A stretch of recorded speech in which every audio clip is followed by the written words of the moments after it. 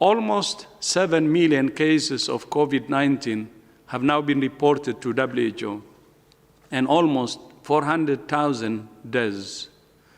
Although the situation in Europe is improving, globally it's worsening.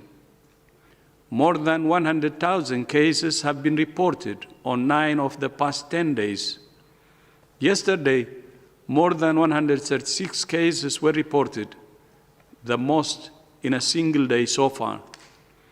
Almost 75% of yesterday's cases come from 10 countries, mostly in the Americas and South Asia. Most countries in the African region are still experiencing an increase in the number of COVID-19 cases, with some reporting cases in new geographic areas, although most countries in the region have less than 1,000 cases. We also see increasing numbers of cases in parts of Eastern Europe and Central Asia. At the same time, we're encouraged that several countries around the world are seeing positive signs. In these countries, the biggest threat now is complacency. Results from studies to see how much of the population has been exposed to the virus show that most people globally are still susceptible to infection. We continue to urge active surveillance to ensure the virus does not rebound, especially as mass gatherings of all kinds are starting to resume in some countries. WHO fully supports equality and the global movement against racism. We reject discrimination of all kinds. We encourage all those protesting around the world to do so safely. As much as possible, keep at least 1 meter from others. Clean your hands, cover your cough, and wear a mask if you attend a protest.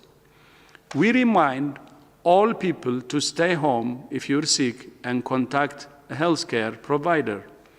We also encourage countries to strengthen the fundamental public health measures that remain the basis of the response: find, isolate, test, and care for every case, and trace and quarantine every contact.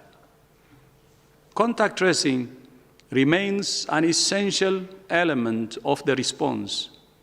In some countries, there is already a strong network of health workers for polio who are now being deployed for COVID-19.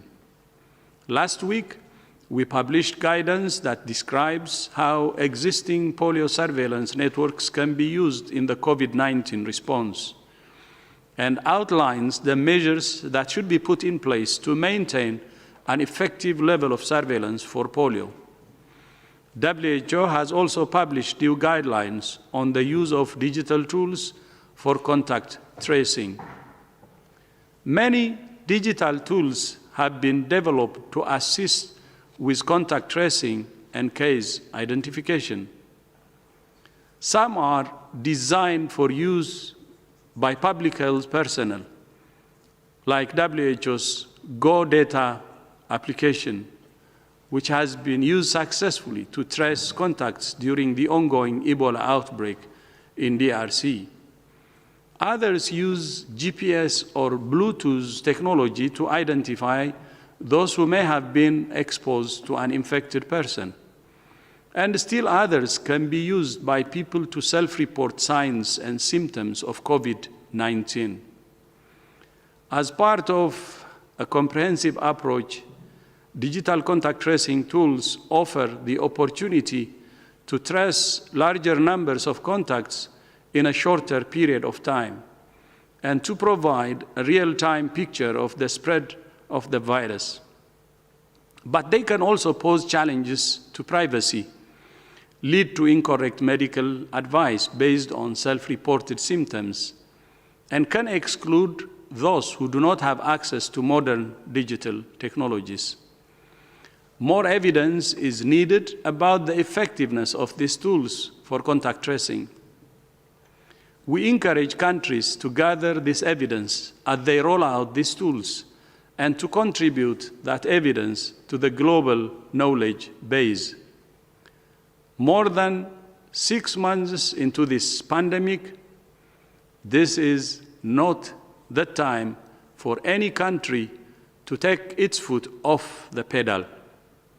This is the time for countries to continue to work hard on the basis of science, solutions, and solidarity. I know many of us would like this to be over, and I know many situations are seeing positive signs, but it is far from over. And we need to shore up our activities. We need to build up the activities in the infrastructure that is not in place in many countries and continues to not be in place in many countries. And while I don't want to focus on the negative, I want to focus on the opportunity to build this workforce, build this infrastructure that isn't in place in most countries. And unfortunately, we've seen that in many countries. We're talking about the workforce of public health professionals who can carry out contact tracing. We're talking about trained medical professionals who have adequate training in respiratory diseases, specifically for COVID-19, but for infectious diseases. Looking at supplies, making sure that we have adequate personal protective equipment for every health worker on the planet that needs it. We're talking about treatments and effective, safe and effective treatments for COVID-19 and for emerging respiratory pathogens. We're talking about vaccines. So there's a lot of work that needs to be done, and we need everyone to remain focused on achieving the goal at hand, which is stopping this pandemic, which is suppressing transmission and saving lives, and there's a lot more work to do. So let's celebrate the successes that we do have, but let's remain focused on the remaining work that needs to be done, because unfortunately this is far from over.